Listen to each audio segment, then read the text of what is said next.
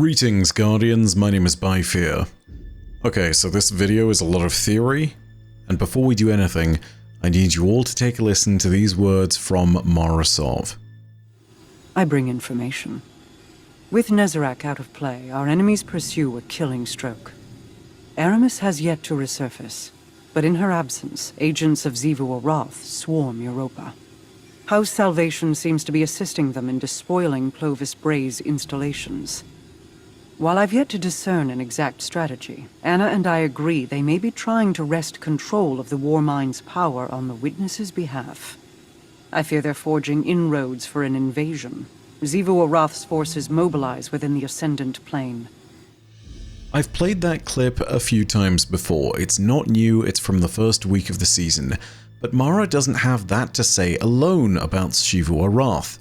Listen to these clips. Xivu Arath moves in the open, but I worry we are missing a piece of our enemy's plan. Maybe for now, but we'll have a Warmind up and running soon. If anyone can outmaneuver Xivu Arath, it's Rasputin. Xivu Arath encircles your moon with sharpened blades. She strikes at a Warmind facility beneath the crust. Her armies amass within the Ascendant Plane, clawing at an ever-thinning dam. She makes no attempt to hide. That's definitely a power move. Let her brandish her weapons. So Xivu Arath is clearly looking to invade the system. She's gathering her forces in the Ascendant Plane. It's bad, but I don't think people realize how bad it is. It's easy for us as players to sleepwalk into seasons and hear things like that without really putting much thought to it. Listen to Mara one more time and take a moment to really get to grips with what she's saying. Mara, Xivu Arath is supposed to be a razor-sharp strategist, right? She's got the numbers to win. Why doesn't she use them? The ferry one's form between the planes requires an indomitable will, and even then, it is dangerous. To transfer an army, then, would prove an impossible task. Nearly. But Keitel claims it has been done. Over Tora Bottle. The threat of Xivu Arath invading isn't something nebulous. It's not off somewhere deep in the lore. It's happened before to characters that are right in front of our eyes. It is imminent, and I think it is a threat. But worst of all, I think we're all walking into a trap that we can't hope to avoid. I think Xivu has laid a snare for us that is so wide that it's hard to see, but one that we'll close upon ourselves in doing what we always do. Today I want to dive into the theory I have about where I think the story of this season is going, and why I think Xivu has baited us into a trap that we are almost bound to spring. So you've all heard everything Mara Sov has to say about Xivu. We know for a fact that she's waiting out in the Ascendant Plane and is gathering her army there. We know that the cryptoliths are a means by which she can spread her influence, and we know that she is trying to use them to secure Warmind installations and technology across the system. But this isn't even close to the first time that we've seen Xivu Arath conduct a war with all her forces. In fact, we have an example that Mara Sov has name-dropped for us: Tora Bottle, the homeworld of the Cabal. Luckily enough, we have an example that gives us a fair idea of how Xivu Arath might try to invade, albeit without the assistance of another Hive God. Take a listen to these two entries from the Empress Lorebook. For a little bit of context, Savathun has infected one of Keitel's key advisors on Tora Bottle, a Cabal commander and one who I've gone on about many a time, called Amun Arath. Amun Arath and Keitel are great friends. This is a point at which it's very clear that Amun Arath has been looking too deep into Hive Arcana, and something else has happened. Take a listen to this. It was Torin, one of Keitel's advisors, that alerted her to the spectacle. "In the square," she said, her deep voice laced with concern. "I've never seen anything like it." Keitel went immediately. In the central square of Tora Bottle's weaponsmith district, a bright green flame licked the air. Amun Arath stood against the blaze, naked but for a waist wrap, in the custody of two guards. Her hide was carved with strange, crude symbols. When she saw Keitel arrive, she threw her head back and laughed. "Here comes the Princess Imperial," she said, "to kneel before our new god." "I am Savathun," whispering. Keitel strode forward. "Let her go," she told the guards. Reluctant, they did as she asked. "What god, Umun? What heresies have you invented now?" Umun grinned. "The god of war," she said, and the earth trembled beneath them. "But the god of war has planted her armies elsewhere. It is her sister, smiling, that has taken the ear of the war child Umun Arath." Keitel stood before Umun in the flickering green light of the fire.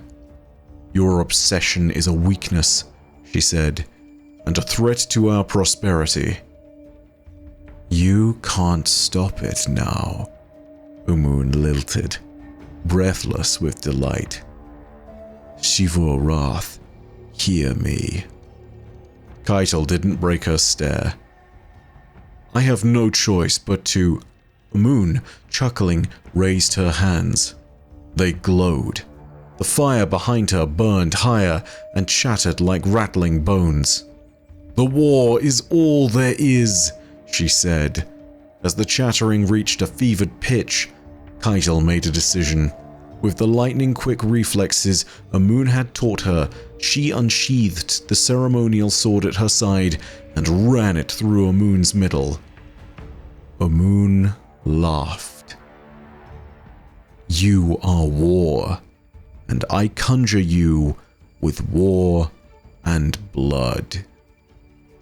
She laughed and laughed and laughed until her mouth began to ooze, until Keitel, disgusted, pushed her off the sword with her foot. The body tumbled back onto the green blaze. "A gift for my sister." As the fire consumed the corpse, a gargantuan portal opened in the sky. If there is one bit that I want you to remember from all of this, it is a very key line there. "You are war, my sister, and I conjure you with war." This first entry gives us a key series of pointers as to how Xivu Arath can be summoned, or conjured. She is war and is conjured with blood and war. Remember that, again, because that's going to be the most important part of that reading. Also, remember that there's a big portal in the sky from the end of the lore reading there. This is what happened after that moment when it opened. This is the next entry in the Empress lorebook. Smoke rose from the city of Torobatl.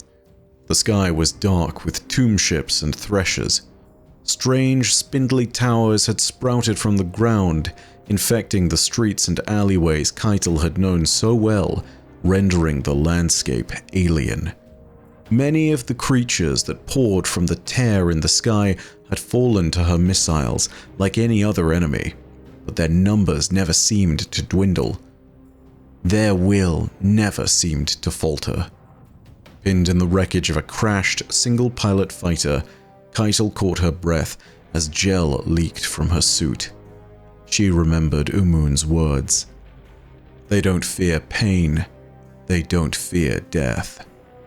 She wondered how she could have let this happen. How could she have been the one to open that door? Because even as she cursed Umun for starting this, Keitel was the one who had finished it.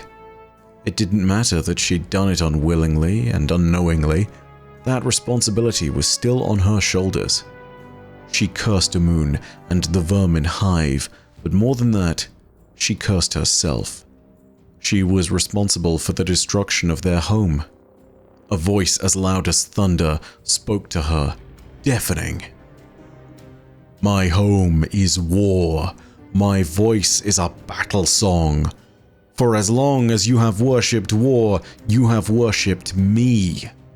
I am here to claim my tribute. It is overdue." Xivu Arath's forces assaulted Torobatl so successfully because they were able to establish a beachhead with that massive portal. From a military planner's point of view, this makes perfect sense because logistics are actually one of the most important things when it comes to conducting a massive modern-scale war. Military planners at the door of the era of the railway were thrilled by that invention, and locomotives generally, because it allowed them to move troops, supplies, and military hardware from one location to another at rapid speeds. The sentiment of the age was best described as, if you can show up with your army to a battlefield before your enemy does, you've already won. This, of course, at the time being was based on the idea that you could create entrenched positions or claim advantageous ground that your enemy would never be able to assail. This is something that we can see Xivu Arath doing. Xivu has ripped open a portal in the skies of Torobatl and allowed her army to muster on its surface, giving them the ability to bypass any orbital defenses. This made her victory far simpler than it would have been otherwise. The fact that such an attack also took place deep in their civilian-populated areas was something else that worked to her favor. If it had been right before a major military installation, it most definitely would have been a harder-fought battle. This appears to be Xivu's major strategy: logistics and an alpha strike, as it would be called. Muster your forces within a point at the ascendant plane, and then cut a hole through to the material plane at the location you're trying to invade. Then, simply amass such a large force that you knock the enemy out at the first blow. The next question is simply, how does she do this? Well, we've seen this kind of thing happen before. In fact, we've seen it only a few seasons ago in the Season of the Risen, when the Lucent Hive tried to summon Savathun's throne world into real space around the Scarlet Keep. This was done with the use of an elaborate ritual and a big old hive portal. The big difference here is clearly that in this instance with the Lucent Hive, the primary catalyst being used to power the whole thing was the light stolen from our fellow Guardians. Meanwhile, the rituals of Xivu Arath appear to be conducted with war and blood being their main fuel. So we now sort of know what we're looking for. We're looking for a big portal that will be activated upon an appropriate ceremony that involves war and bloodshed. And here's the thing. The scariest part of it all? In the lore of this season, right now as you're listening, these things have already been spotted. There are 3 key pieces of lore that I want to go over right now. 2 are direct field reports from here in the season, and 1 is a record of a conversation between Eido and Eris Morn. I think the first 2 bits of lore indicate that Xivu Arath is indeed trying to create that invasion point, that inroad as Mara called it for the invasion. I think that the last conversation though, that last piece of lore between Eido and Eris, indicates something far more troubling. Namely, that we are going to be the ones to allow this to happen. So, first of all, let's read Disparity's lore entry, which talks about how Xivu Arath has been working on Europa, and let's see if there are any telltale signs of anything such as a portal. Spoiler alert, there are. Keep in mind, there is something named here, which is kind of crucial to all of this. It's called a terrace. Look out for it. Cadmus Ridge rests within the grip of a storm. Wind-whipped frazzle ice scours the exposed superstructure of bygone ambition. Steel crumbles, slowly to the howling blind. Sleet swarms like locusts pecking rust on skeletal decay. A patient war, inevitable like entropy. The storm halts as if detecting a predator on the wind. Quiet settles in the moment. A cloaked vandal stands, and the silhouette of their camouflage breaks against the stillness. A cloudburst splits the sky, turning storm and sleet to a surge of needling rain that perforates the vandal. Soulfire rifts tear open to expel 3 gargantuan hive tomb ships. They slowly drift into formation, unthreatened, positioning themselves above Reese Reborn. From their hulls spew runes of black fire that meet between the ships and ignite into the projection of a bladed terrace, casting House Salvation's new home in shadow. It is as night. The distant light of the sun is choked from the sky. A voice booms like thunder. Hear the din of rapture. Welcome me in your arms. Celebrate my arrival and know me again. For this world has always been mine. Deep within Bray Exoscience creation, Clovis Bray I rouses from infernal calculus. A maintenance coordination AI has signaled an emergency. What is it? Clovis demands. A monotone version of his own voice responds. Unknown craft have entered European airspace. How shall I respond? Broadcast my voice and arm the perimeter, Clovis orders. Affirmative, ready upon speaking, the AI informs. Alien vessel, this is Clovis Bray. Identify yourself or be destroyed. The thunder, distant though no quieter, responds, I am war. So these are clearly the first moments from before our first mission of the season where Xivu Arath lands her forces on Europa. In particular though, notice the projection in the 3 tomb ships that summon a quote-unquote bladed terrace. The thing about this description is that we've seen it before. This is a place within the Ascendant Plane. For those that didn't know any of the lore of the Season of the Lost, these are seen in the explorations of a younger Techeuan who was in training called Austin. At a point during the Season of the Lost's prelude era, she sensed a presence that was reaching out across the stars, and one night she decided to travel psychically through the ley lines of the Ascendant Plane to see what it was. When she discovered its source, she found a cacophony of angry, discordant whispers that reverberated around a terrace that is described as of onyx swords and emerald flame reigning over a red harbor. This terrace is clearly some place of power for Xivu Arath, as she was seen pacing along its length. There were thrones on the terrace as well, indicating it as a place where royalty should sit. The Awoken would also be our next source of reasonable information regarding this bladed terrace of Xivu Arath's. The Tripwire Canary Bow tells us more about Xivu Arath's plans and confirms what her end goal must be. The lore entry is a report forwarded from an Awoken field team that was tracking the forces of the God of War. Notably, the report was issued directly to the Queen of the Reef and was then embedded as a copy and forwarded to Coalition partners, including the Vanguard and Keitel's vessel known as the Elagos Lex 5. Side note, it's cool to see that our little rebellion, our rebel alliance, whatever you want to call it, actually has its own name. We are the Coalition.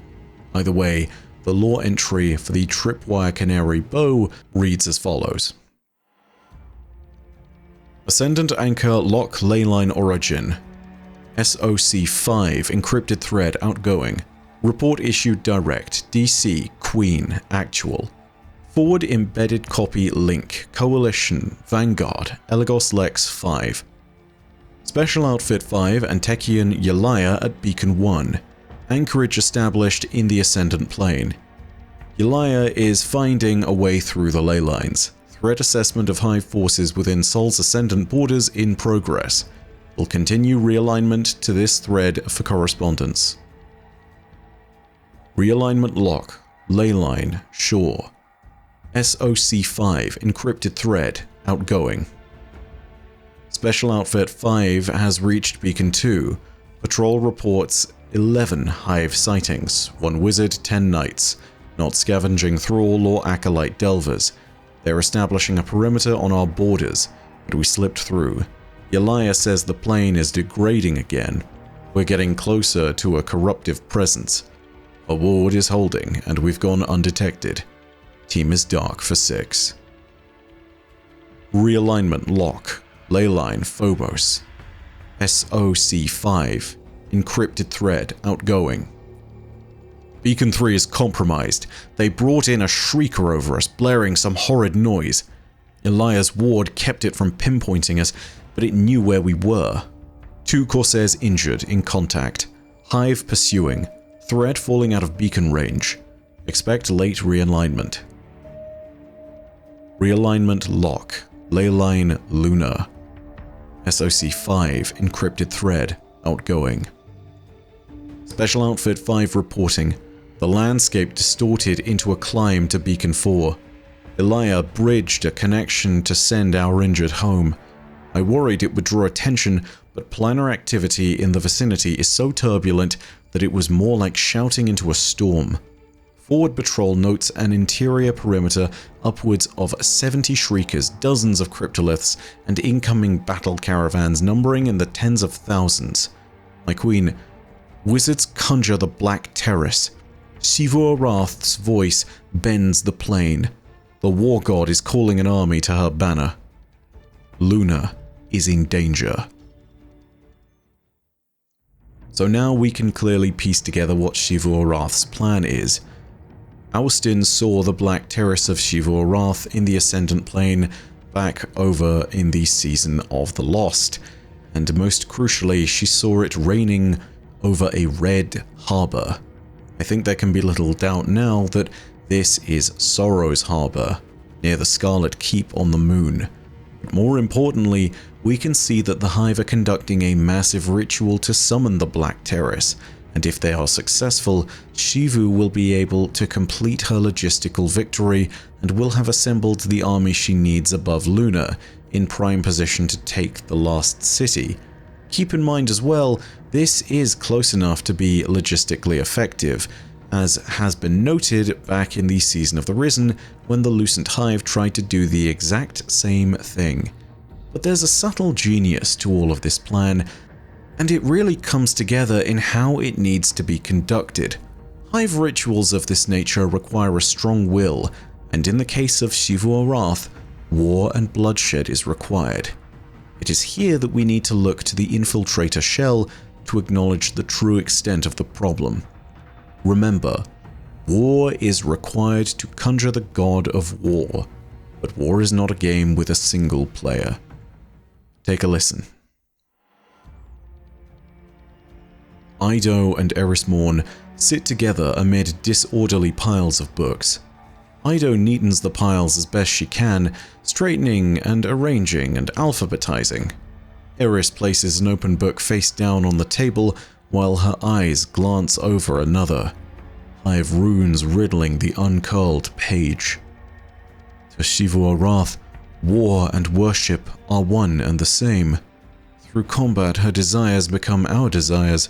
Her conflicts become our conflicts, Eris muses. Ido has learned the habit of her research partner, how Eris speaks as much to herself as to those around her. We are pulled into the same model of action, Ido muses. She smooths the folded page of the first book Eris set aside and leaves a bookmark in its place. This strengthens Xivu Arath's position. Violence always breeds its own end, Eris says, folding a page corner in the second book before closing it. Xivu Arath knows this. Her rituals are not apotropaic gestures, they are invitations.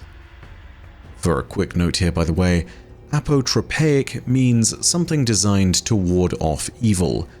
In this case, Eris is saying that Xivu Arath's many rituals aren't meant to ward us away, they are openly inviting us to be involved in them as a part of their completion.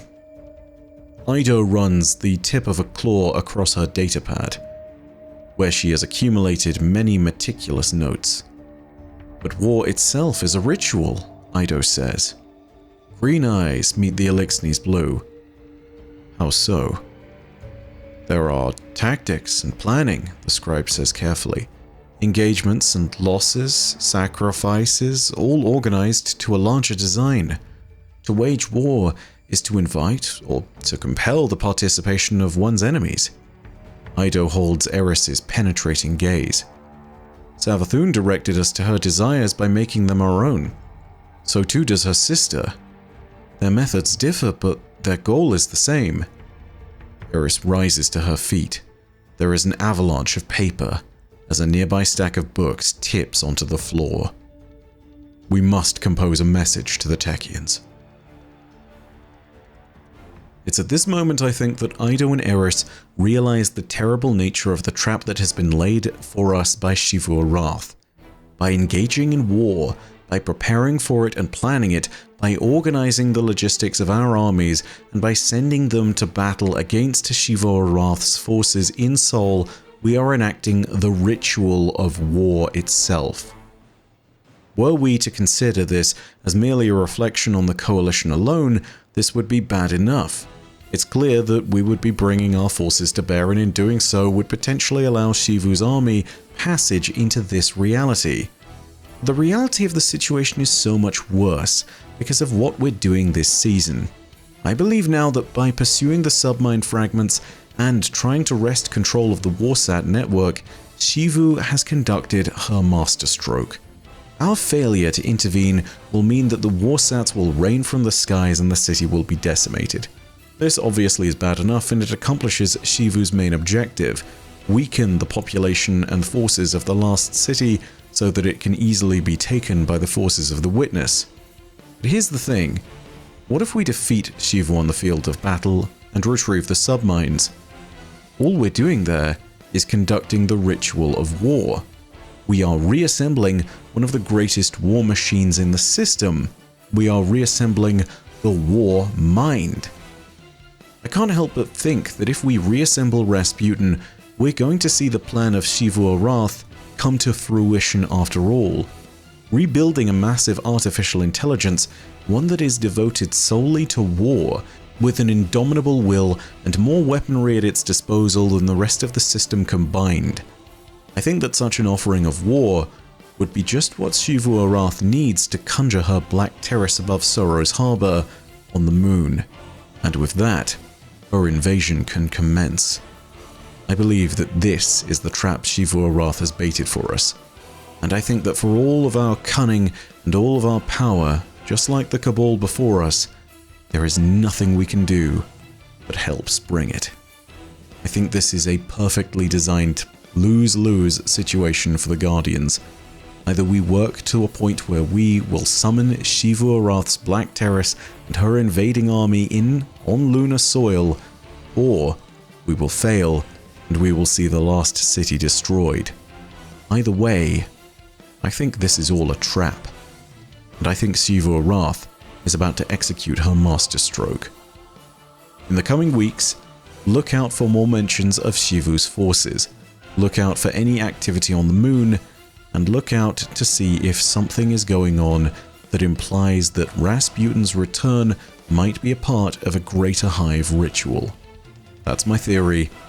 I wonder if I'll be correct. In the meantime though, that's all from me for now. I hope you enjoyed the video.